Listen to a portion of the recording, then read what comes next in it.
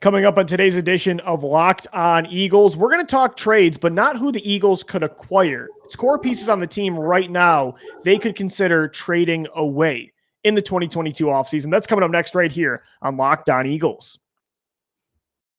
You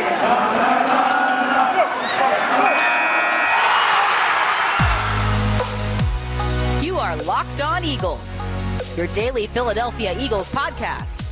Part of the Locked On Podcast Network, your team every day.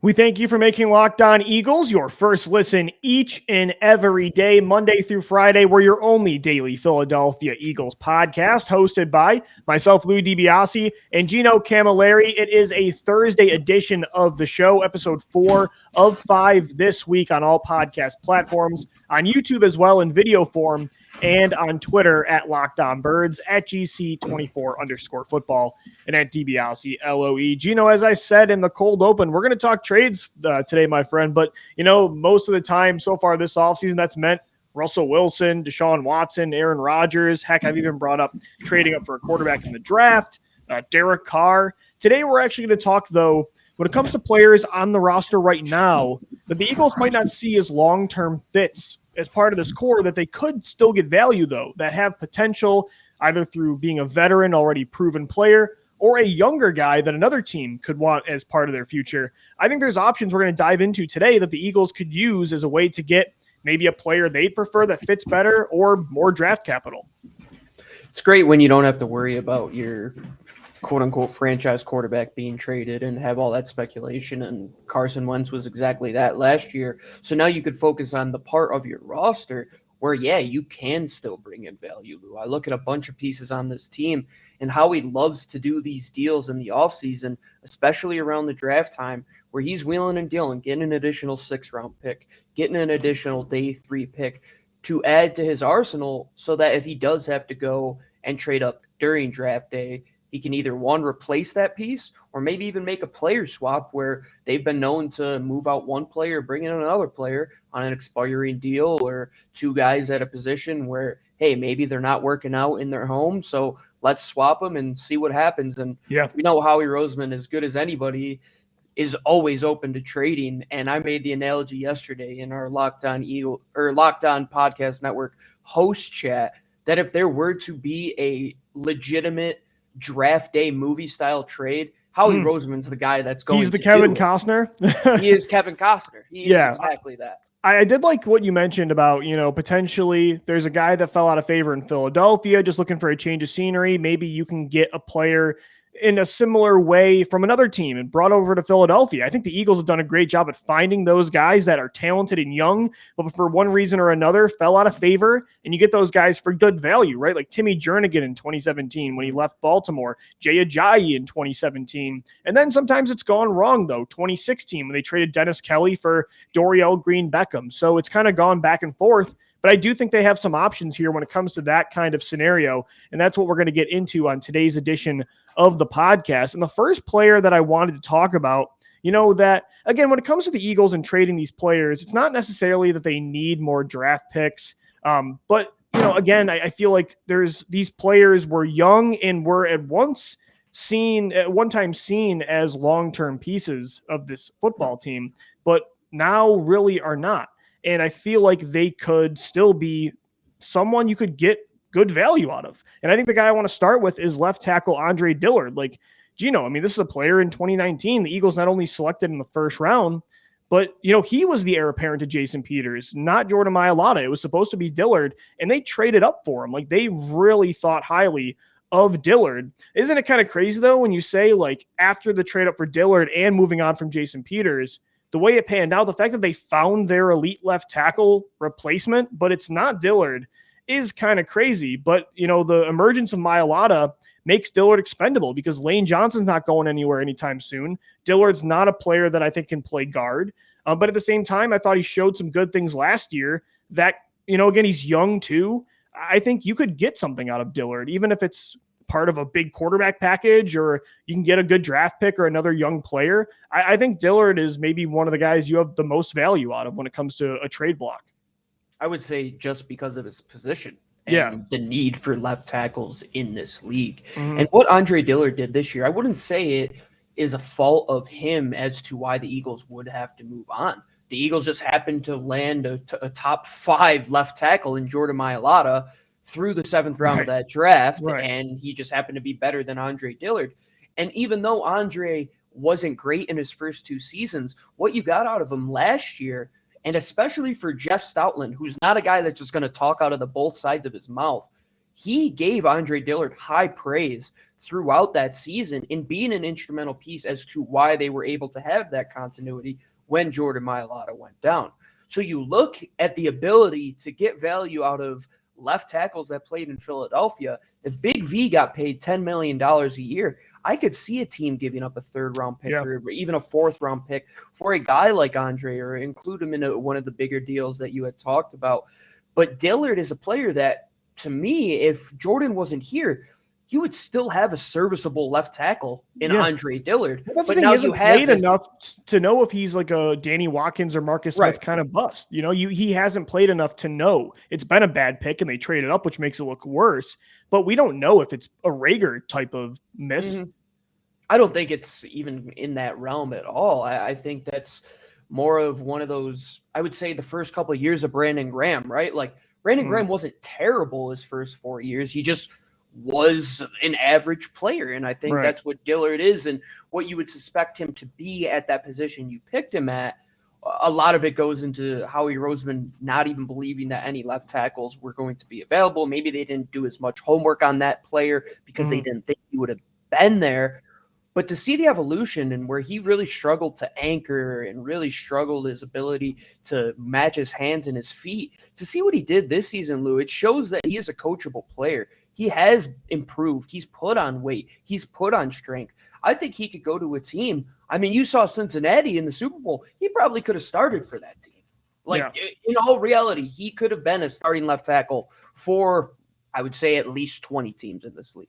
Yeah, that's the thing. I mean, again, it was a bad draft pick. Like they traded up for this player. He was not good the first 2 years. There were off the field issues as well. Philadelphia, the organization had problems with, but you know, when we talk about the biggest misses in Eagles history, and you mentioned Marcus Smith and Danny Watkins, it wasn't at that level. We don't even really truthfully know if he could have been good or bad because Jordan Mailata, and it's a good thing. Like I'm happy it panned out the way it did because you found your top tier left tackle anyway. Mailata did not allow you to find out what Dillard could be. So I think he has trade value, Gino, and I think he is somebody that you could probably get something out of this year for sure. Would you agree? Maybe, I don't know, does he have the most trade value of the players you have that are expendable? I would say just how philosophically teams value left tackle and the ability of what he showed he could play at last year. And Lou, I mean, Mailata is a saving grace in more than one way. Not only is he your left tackle of the future, but those couple games that he missed, Andre Dillard played well enough to now where we can have this conversation. Because if he played how he did in the first 2 years, we're saying, yeah, this guy's you're going to cut this guy. Of course, he's not going to be on the team. Can't play swing tackle, not a guy that can move inside to guard. But now you're saying, okay, there are teams out there that have a huge hole on the left side of their offensive line. Maybe they don't get one in the first part of the draft this year, and maybe they don't even want to wait to that point. Or maybe they want to get a guy in Dillard and then go and draft another one so that they have that competition. He is a guy now that is reaping the rewards of Jordan Mailata. Not only was Mailata good, being that 7th-round pick steps in, but he kind of elevated the play of Andre Dillard having to compete at that position because going into last year, Lou, it was an open competition at left tackle. Yeah. And then it just Jordan didn't last Mailata long. Yeah. No, not at all. Mailata played his way into that contract, of course. Yeah. Let's talk about another player that could be moved this offseason at quarterback. And no, it's not Jalen Hurts. It's Gardner Minshew. Gino, this is a player last year the Eagles invested a 6th-round draft pick in to be the backup eventually. Then they moved Joe Flacco. Minshew gets you a win, played pretty much a perfect game against the New York Jets. And you look at it this offseason, there are a lot of teams in the NFL that need a quarterback. And I don't think Minshew is going to be a starter anywhere next year. I don't think there's going to be a team that brings him in and says, okay, he's QB1. but there's only so many options, like, Tampa Bay, New Orleans, Pittsburgh, Carolina, Philadelphia, Washington, Denver. There are so many teams that need a quarterback. They're not all going to get Russell Wilson or Aaron Rodgers, and they're not all going to like this quarterback class. So there's going to be, of course, there's Wentz and Teddy Bridgewater, Jameis Winston, Mariota, but there's going to be some team that sees Gardner Minshew and says, even at worst, we want to bring him in to compete for the starting job. Or there might be a team that says, hey, we want to draft Desmond Ridder, Malik Willis, but we don't want him to start right away. Gardner Minshew has shown now in 2 different markets that he can be a serviceable stopgap player for you. And so you had a 6th-round pick invested in him. I think you're going to get more out of him this offseason if you move him. Like I think you can get more than a 6. And I know, part of investing in this quarterback factory, if you will, as Howie Roseman proclaimed a few years ago, it's about being deep in the quarterback room. And so when your quarterback goes down, you have an option, but it's also about being able to flip them and have this asset that you can eventually collect another asset for, and you can use it around the team. And that's the kind of the luxury here. And that's part of it too. And if they can get a 4 or 5 for Gardner Minshew, again, it's a luxury to have him as your QB2, but I would pull the trigger. And then, you invest in QB2 again in another avenue like they always do. I think it's one of those positions that you absolutely can get value out of as well. Not as much as a potential starting left tackle, I would say, because he's going to be brought into an organization to either 1, compete to maybe win a job, or 2, I believe if a place like San Francisco deals Jimmy G, Lou, to bring in a very capable veteran behind Trey Lance might be a smart move for a team like San Francisco, or one of these teams that drafted a guy or is going to draft a guy like Ritter, like you said, or Howell, one of these guys that might not be ready in year 1, but hey, maybe Gardner Minshew can come in, be a stopgap. I mean, Mike Glennon was playing games in the NFL last year. Yeah. Gardner Minshew is a much better player. Howie Roseman got a 5th-round pick for Joe Flacco. Yeah. Sent a 6th away for Gardner Minshew. I mean, he could even get more than that, as you had said, and invest through. I mean, it's going to be a veteran market where there are going to be guys that, because of the top, kind of get slipped through the cracks a little bit. Maybe you get one of those veteran guys, or maybe you like one of those guys on day 2 or 3 in this class where you do have a multitude of picks and you're willing to go out and not get a Clayton Thorson, maybe hit on Gardner Minshew the first time so you don't have to acquire him down the road. But I see Gardner as probably one of the top 40 quarterbacks in the NFL, Lou. And a player like that has value. We saw what Nick Foles could bring you. And right now, who's a better option out of those two?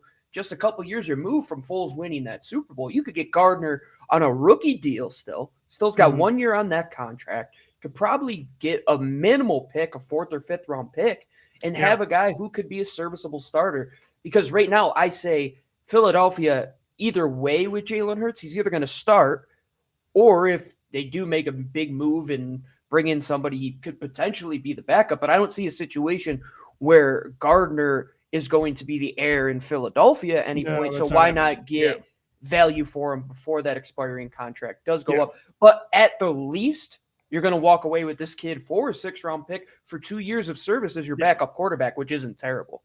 Absolutely. We'll get into more trade candidates that the Eagles could send to other teams coming up next right here on Locked On Eagles. Guys, today's podcast is sponsored by the official sports book of the Locked On Podcast Network. It's Bet Online. Look, football might be over this season, but you've got the NBA right now. You've got college hoops in full swing. From the latest odds, totals, player performance props to where the next fired coach is going to land, betonline.net is the number one spot for all your sports betting needs. They remain the best spot for all your sports scores, podcasts, and news this season. It's not just basketball as well. BetOnline.net is your source for hockey, boxing, and UFC odds, right to the Olympic coverage. And Gino, I mean, you can bet on where Russell Wilson's going to land. The Eagles are at like plus 4,000, the same as Atlanta. It moved to 25 to 1 from 40 Well, you should have hammered it yesterday because the odds were there at BetOnline. But again, there's offseason props as well across the NFL. So many fun things to put your money on with the official sportsbook of the Locked On Podcast Network. Head to the website today or use your mobile device to learn more about the trends in action because BetOnline is where the game starts.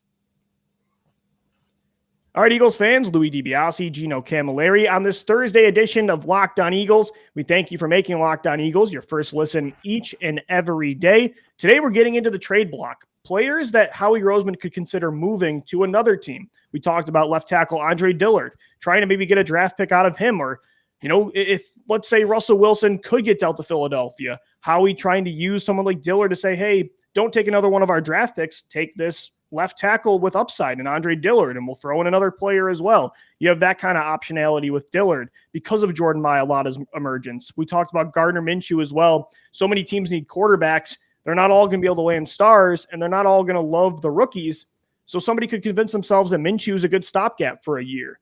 Gino, there's more, though. I mean, there's other players right now that the Eagles could consider trading.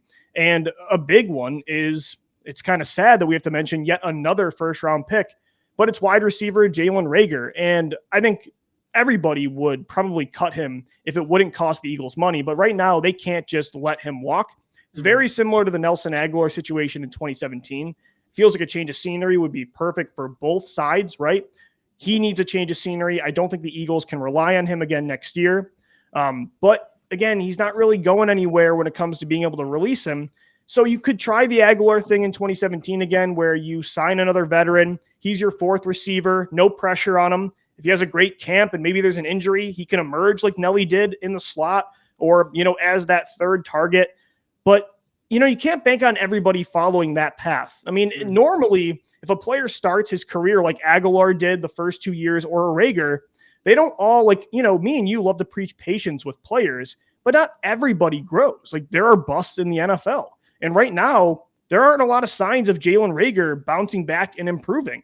And if he has a chance, it could be elsewhere. So maybe this is something similar that you try, like we mentioned with Dillard, where you try to get a young player from another team that fell out of favor, and you try to just have a switch here with a change of scenery, and you hope another team that maybe liked Reagor in the pre-draft process would want to take a chance on him. But cutting him right now is not really in the cards. It's either you try the Nelly strategy or you see if there's any trade candidates, because you can't go into next season, though, with him being a starter again. And they didn't do that with Aguilar in 2017 either. People got to remember, with Nelly, they signed Alshon Jeffrey and Torrey Smith, and Jordan Matthews was still on that football team. They didn't trade Matthews until August. Aguilar was having a hell of a summer. They felt comfortable doing that. So, again, you got to remember that as well.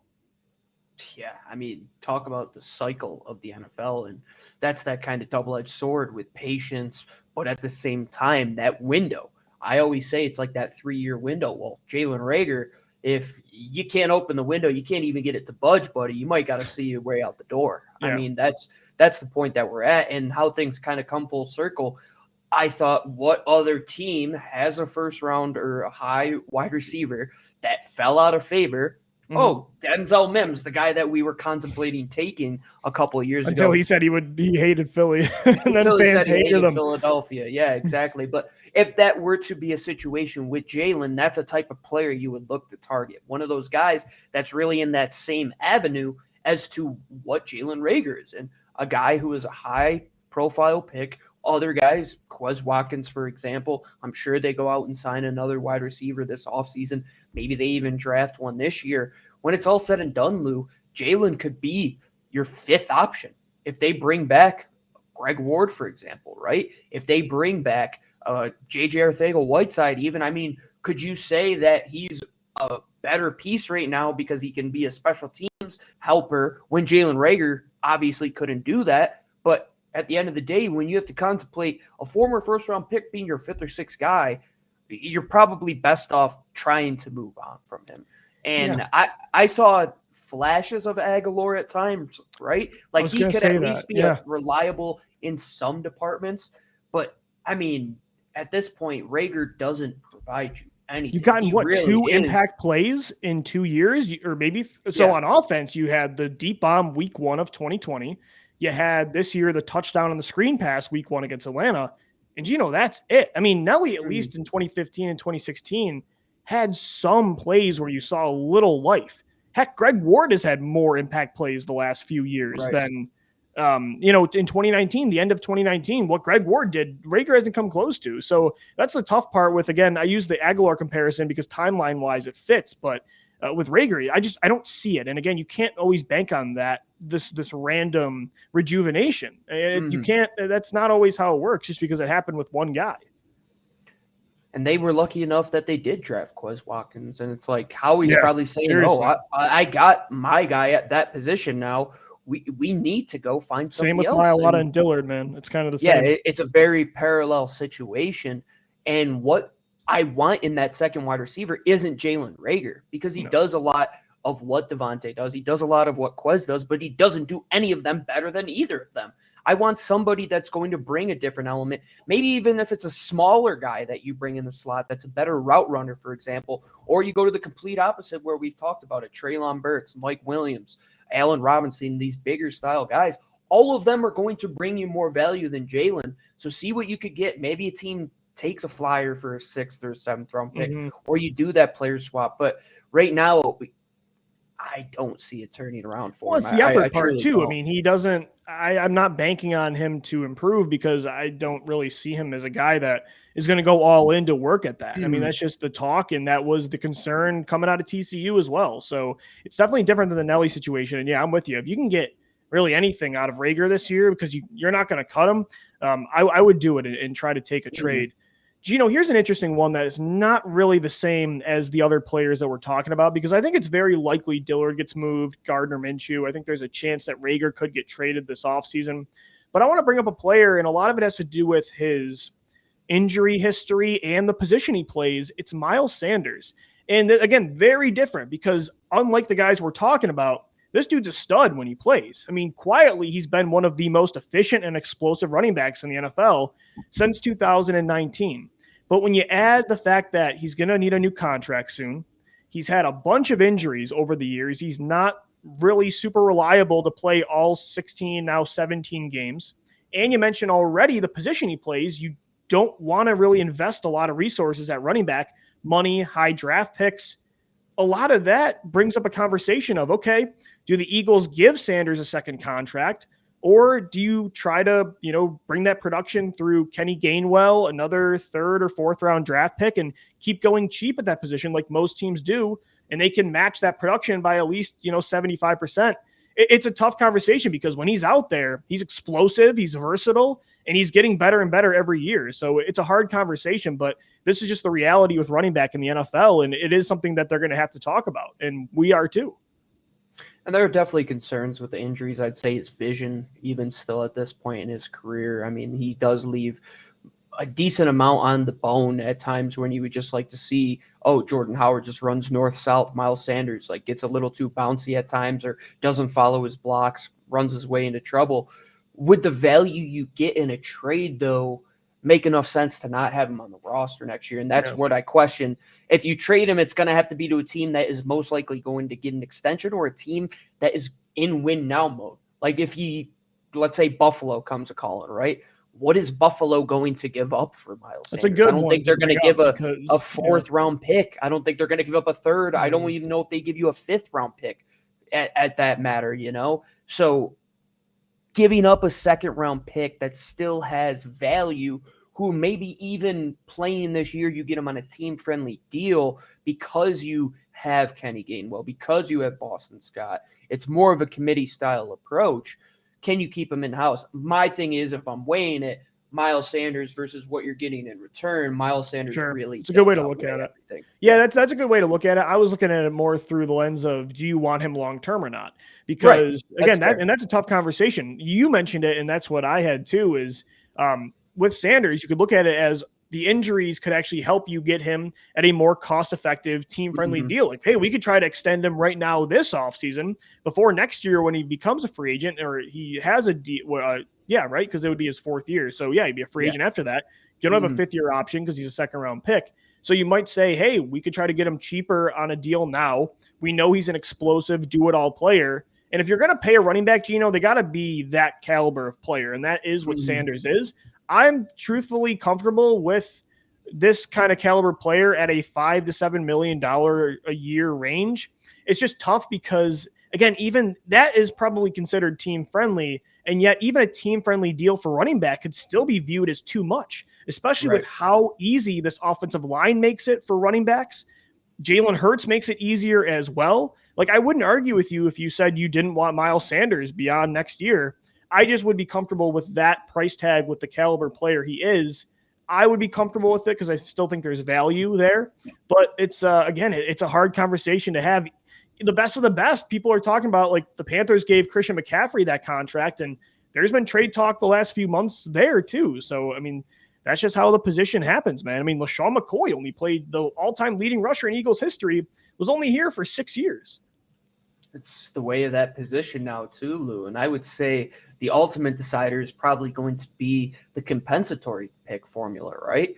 Yeah, because true. If this team signs 3 or 4 guys, right? Mm-hmm. Then you're saying, okay, how valuable were those guys? Well, the guys that I think they're going to sign, a high-profile wide receiver 2, a high-profile safety, for example, that would kind of cancel out a Miles Sanders pick. So now, is it worth just giving him up for less value? That's one of the discussions they'll have. The comp pick, the ability to trade him. Could we get him on a team-friendly deal? I think with all of these players, Miles really has the most options and the most avenues you could attack this type of contract. Yeah, maybe this conversation should be less about trading and should more be about when he's up for a new deal. Do you give him one or do you just let him walk? I think that's probably the closer conversation realistically. But hey, I mean, you mentioned the Buffalo Bills. I mean, those kind of teams that are in a win now Super Bowl window tend to spend more, and they could use a playmaker like Sanders, and that's a kind of running back that would fit that pass-heavy offense. So, Rams, Sony Michel, man. I mean, they just did that. Right. So, I mean, if a team like that did come to Philadelphia and offered you a third or a fourth, maybe you consider it. It's a definitely interesting conversation and a topic to definitely keep a situation to keep following. We're going to go to a defensive player to wrap up the show coming up next, guys. This is Locked On Eagles. Don't go anywhere. Louis DiBiase, Gino Camilleri getting into potential trade candidates for the Eagles to send to other teams. That's coming up next right here on Locked On Eagles. All right, Eagles fans, Louis DiBiase, Gino Camilleri, this Thursday edition of Locked On Eagles. We thank you so much for making Locked On Eagles your first listen each and every day. We're talking trades, but today it's about who the Eagles could trade away. We've mentioned Andre Dillard, Gardner Minshew, Jalen Reagor, Miles Sanders. Gino, our final player we're going to discuss about was in trade talks at the deadline. It's an all-time great for this team, a player that has been part of the core on defense that helped you win a championship. It's defensive tackle Fletcher Cox.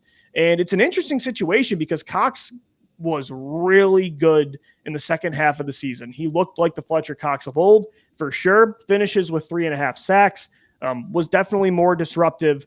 But at the same time, you're going to pay Javon Hargrave again, I would imagine. Milton Williams looked pretty good when he was on the field last year as a rookie. You've already had trade talks with other teams about Fletcher Cox. This is an interesting one to follow.